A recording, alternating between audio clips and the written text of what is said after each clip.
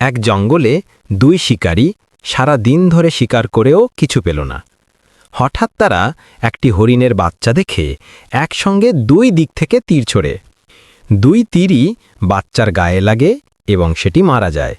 শিকারীরা কে আগে শিকার করেছে তা নিয়ে তারা তর্ক শুরু করে। ঠিক তখন 3 দিন না খাওয়া এক শিয়াল সেখানে আসে। শিয়াল চতুরতার সাথে বলে কিভাবে তাদের হরিণের বাচ্চাটি হাতানো যায়।